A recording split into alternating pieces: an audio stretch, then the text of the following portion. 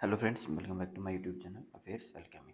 आज 29 अप्रैल 2026 है और आज 29 अप्रैल के जितने भी इम्पोर्टेंट क्वेश्चंस होंगे करंट अफेयर्स के वो सब आज हम डिस्कस करेंगे और उनके जितने भी फैक्ट्स होंगे वो सब भी मैं आपको बताऊंगा। तो वीडियो पे लास्ट तक बने रहिएगा। तो हमारा पहला क्वेश्चन है, World Day for Safety and Health at Work हर साल कब मनाया जाता है? ऑप्शन ए 25 अप्रैल, ऑप्शन बी 26 अप्रैल, ऑप्शन सी 27 अप्रैल, ऑप्शन डी 28 अप्रैल। तो इसका सही आंसर होगा ऑप्शन डी 28 अप्रैल। तो World Day for Safety and Health at Work हर साल 28 अप्रैल को मनाया जाता है। इस साल 2026 को जो 28 अप्रैल को जो world Day for Safety and Health at work बनाया गया उसकी जो थीम थी वो क्या थी? वो थी good psycho social working environments, a pathway to thriving workers and strong organisations. अगर इसकी हिस्ट्री हम लेके चलें तो इसकी हिस्ट्री है वर्कर मूवमेंट से, जो 1970s में हुआ था वहाँ से इसका ग्रास रूट्स की अगर हम बात करें तो वहाँ से होगा। और इसको इस्टेब्लिश किया गया था 2003 के अंदर, किसके द्वारा? ILO, इंटरनेशनल लेबर ऑर्गेनाइजेशन के द्वारा।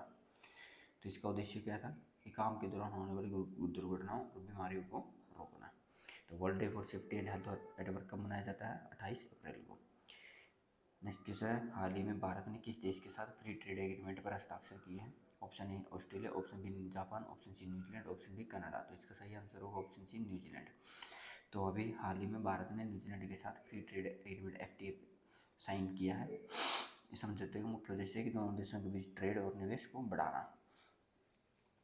इसकी मुख्य जो हम अगर बात करें तो की पॉइंट जो है कि आप किसी भी तो इंडिया अब जीरो ड्यूटी एक्सेस होगा, मतलब कोई कई भारतीय उत्पादों को न्यूजीलैंड बाजार में ड्यूटी फ्री पहुंच मिलेगी, 0% टैक्स। लेकिन इससे पहले क्या था कि 10% का टैरिफ लग रहा था।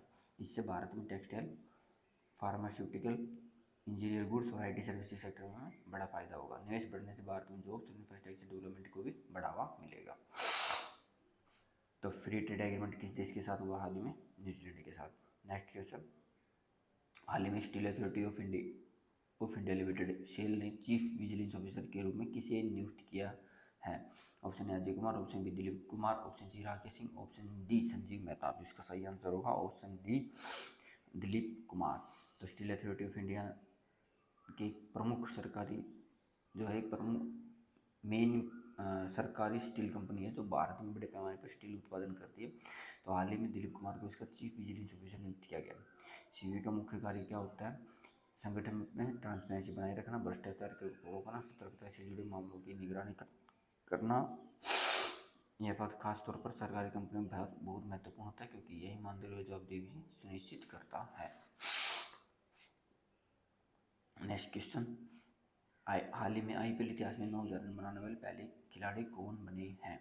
Option A Rohit Sharma, option B David Warner, option C Virat Kohli, option D Mahendra Singh Dhoni. तो इसका सही आंसर होगा ऑप्शन सी विराट कोहली। तो अभी हाल ही में विराट कोहली ने IPL में 9,000 रन बनाने वाले पहले खिलाड़ी बन गए हैं, जो वे RCB की तरफ से खेलते हैं। ये तो आप सबको पता ही है। उनकी जो कंसिस्टेंसी है और लंबे समय तक IPL खेलने की वजह से उन्होंने यह उपलब्धि हासिल की है। और जो उन्होंने जो 9,000 रन बनाए वो कितने बॉल में बनाए? वो बनाए हैं 6,732 बॉल के अंदर ही 9,000 रन बनाए। और उनके बाद जो खिलाड़ी हैं दूसरे नंबर पे सबसे अधिक रन बनाने वो है रोहित शर्मा 7,183। तीसरे पे आते हैं शिखर धवन 6,769। फिर आते हैं डेविड वार्नर 6,565। फिर आते हैं केएल 5,580। तो IPL के इतिहास में 9,000 रन वाले पहले खिलाड़ी को बनाए हैं विराट कोहली। नेक्स्ट क्वेश्चन है, हाल ही में किस कंपनी को डिजिटल लेंडिंग क्षेत्र में प्रवेश के लिए NBFC लाइसेंस की मंजूरी मिली है? डिजिटल लेंडिंग क्षेत्र मतलब लोन वगैरह देने, लोन देना। तो option A Paytm, option B PhonePe, option C MobiKwik, option D Google Pay. तो इसका सही आंसर ऑप्शन सी मोबीक्विक। तो हाल ही में मोबीक्विक को NBFC लाइसेंस की मंजूरी मिली है RBI की तरफ से। तो NBFC क्या है? NBFC मतलब नॉन बैंकिंग फाइनेंशियल कंपनी। अब मोबीक्विक इस लाइसेंस से क्या कर सकता है कि मोबीक्विक लोन ऑफर कर सकता है और अपने जो क्रेडिट हैं, क्रेडिट कार्ड वगैरह की सर्विसेज भी दे सकता है। तो NBFC क्या होता है कि ये लोन और क्रेडिट फैसिलिटीज प्रोवाइड कर सकती है। और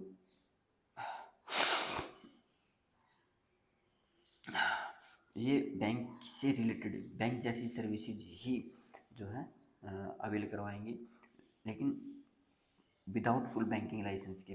पूरा बैंकिंग लाइसेंस के पास नहीं है, लेकिन फिर भी ये बैंक जैसी सुविधाएं जो हैं वो ऑफर कर सकती हैं। तो आरबीआई ने किसी एनबीएफसी लाइसेंस मंजूरी दी है, मोबीक्विक को। नेक्स्ट क्वेश्चन, हाल ही में बीडब्ल्यूएफ काउंसिल में वोटिंग अधिकार प्राप्त कर वैश्विक बैडमिंटन में खिलाड़ियों की आवाज़ कौन बनी है? Option A Saina Nehwal, option B PV Sindhu, option C Ashwini Ponnappa, option D Kidambi Srikanth. तो इसका सही आंसर है ऑप्शन बी पीवी सिंधु। तो पीवी सिंधु को badminton world federation BWF council में वोटिंग अधिकार मिला। इसका मतलब है कि वे अब वैश्विक स्तर पर बैडमिंटन खिलाड़ियों के हितों का प्रतिनिधित्व करेंगे।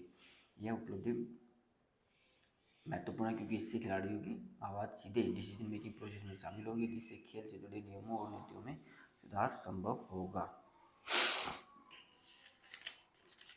नेक्स्ट क्वेश्चन है, हाल ही में वीजा आईजी ने भारत और दक्षिण एशिया के लिए ग्रुप में कंट्री मैनेजर किसे नियुक्त किया है?